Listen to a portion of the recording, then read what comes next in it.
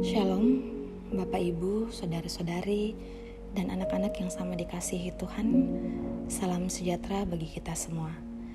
Selamat berjumpa dalam Renungan Harian Toraya, edisi 9 April 2023. Kita bersyukur atas hari baru yang Tuhan anugerahkan kepada kita semua. Terlebih khusus, kita bersyukur atas keselamatan yang Tuhan telah anugerahkan yang nyata dalam kebangkitan Yesus Kristus dari kematiannya di kayu salib. Dalam persekutuan kita saat ini, kita akan merenungkan firman Tuhan dari Ayub pasal 13 ayat 1 hingga ayatnya yang ke-16. Namun sebelum itu, mari kita minta hikmat dari Roh Kudus di dalam doa. Kita berdoa. Bapa di sorga, kami mengucap syukur atas hari baru yang Engkau anugerahkan kepada kami.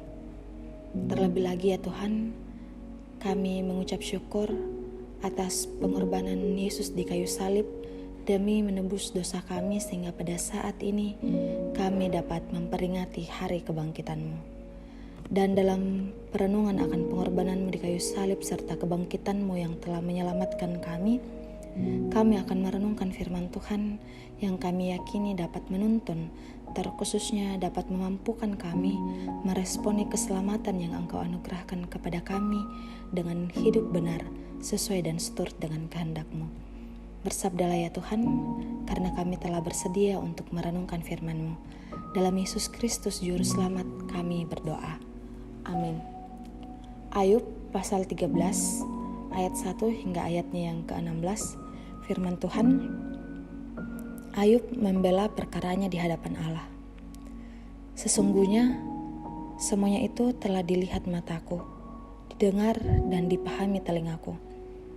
Apa yang kamu tahu, aku juga tahu. Aku tidak kalah dengan kamu. Tetapi aku hendak berbicara dengan Yang Maha Kuasa. Aku ingin membela perkaraku di hadapan Allah. Sebaliknya, kamulah orang yang menutupi dusta. Tabib palsulah kamu sekalian. Sekiranya kamu menutup mulut, itu akan dianggap kebijaksanaan daripadamu. Dengarkanlah pembelaanku dan perhatikanlah bantahan bibirku. Sudikah kamu berbohong untuk Allah? Sudikah kamu mengucapkan dusta untuk Dia? Apakah kamu mau memihak Allah, berbantah untuk membela Dia? Apakah baik kalau Ia memeriksa kamu? Dapatkah kamu menipu Dia seperti menipu manusia? Kamu akan dihukumnya dengan keras jikalau kamu diam-diam memihak. Apakah kebesarannya tidak akan mengejutkan kamu dan ketakutan kepadanya menimpa kamu? Dalil-dalilmu adalah amsal debu dan perisaimu perisai tanah liat. Diam, aku hendak bicara. Apapun yang akan terjadi atas diriku. Dagingku akan kuambil dengan gigiku, dan nyawaku akan kutatang dalam genggamanku. Lihatlah, ia hendak membunuh aku. Tidak ada harapan bagiku, namun aku hendak membela perilakuku di hadapannya. Itulah yang menyelamatkan aku, tetapi orang fasik tidak akan menghadap kepadanya. Amin. Jangan menjadi tabib palsu. Da ami mendadi toma adam pitang tongan. Itulah tema kita pada pagi hari ini. Bapak Ibu, saudara-saudari dan anak-anak yang sama dikasihi Tuhan, sahabat yang baik tak akan menyembunyikan kesalahan untuk menghindari perselisihan. Justru karena kasihnya ia memberanikan diri menegurmu apa adanya. Ungkapan ini terdengar baik, namun tampaknya tidak berlaku dalam kasus Ayub dan sahabat-sahabatnya. Dalam penderitaan yang dialami oleh Ayub, sahabat-sahabatnya datang menyatakan kepeduliannya. Sayangnya, kehadiran mereka tidak berdampak baik bagi Ayub. Dengan segala yang mereka ketahui tentang sebab musabab malapetaka dan penderitaan, para sahabat Ayub tampak yakin bahwa Ayub perlu mengaku dosa di hadapan Tuhan. Bagi Ayub, justru saran yang disampaikan oleh sahabatnya membuatnya semakin tertekan, dan akhirnya Ayub menyebut mereka sebagai tabib palsu dan kata-kata mereka sebagai amsal debu. Alih-alih menghibur, kata-kata dari sahabat-sahabatnya justru semakin membuatnya menderita. Bapak, Ibu, saudara-saudari dan anak-anak yang sama dikasihi Tuhan, kita seringkali berada dalam situasi yang dialami oleh sahabat-sahabat Ayub. Kita mendatangi sahabat yang sedang bergumul dengan berbagai sudut pandang yang kadangkala tidak menolongnya untuk menghadapi pergumulan. Tentu, kita tidak memungkiri bahwa dosa membawa malapetaka.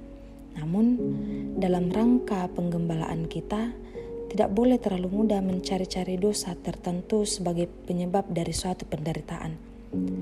Ayub memang tidak berdaya dengan penderitaan yang dialaminya. Namun, dalam kondisi seperti itu, ia tidak melakukan apa yang tidak patut di hadapan Tuhan. Ayub bahkan meyakini bahwa dalam ketaatan, Allah akan membenarkan dia dan menyelamatkannya. Amin. Mari berdoa. Bapa di sorga, kami mengucap syukur atas firman-Mu yang boleh kami renungkan bersama di pagi yang indah ini. Kami belajar dari kisah Ayub yang tidak berdaya dengan penderitaan yang dialaminya, namun dalam kondisi seperti itu, ia tidak melakukan apa yang tidak patut di hadapan Allah. Biarlah ya Tuhan, melalui firman-Mu, kami dapat menjalani kehidupan kami dengan berlaku benar dan taat sebagai bentuk respon kami atas keselamatan yang telah Engkau anugerahkan kepada kami. Bapa di sorga, kuatkanlah kami dalam menjalani hari ini, terkhususnya ketika kami diperhadapkan dengan berbagai tantangan atau pergumulan hidup, sehingga kami dapat menjalaninya dalam lindungan kasih Tuhan. Bagi saudara-saudari kami, bahkan jika ada di antara kami yang mengalami kelemahan tubuh, kiranya Tuhan sembuhkan melalui setiap usaha yang dilakukan untuk mengupayakan kesembuhan. Orang tua kami yang lanjut usia, kiranya Engkau mengaruniakan sukacita dalam menjalani masa tuanya. Bapa di sorga, inilah doa kami, ampunilah segala dosa kami, di dalam nama-Mu kami telah berdoa. Amin.